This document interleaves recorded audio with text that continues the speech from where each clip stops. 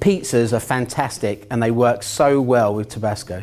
There's so many different ways and the combinations that you could put on a pizza.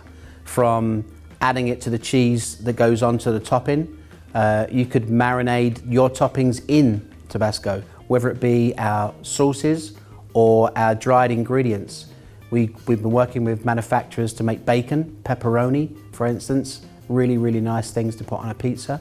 The other thing is to put it in a tomato sauce or a barbecue sauce on the base. Recently we've done some really good work working with cheese and using it for a stuffed crust, for instance. It adds flavour, heat, it's perfect, a match made in heaven.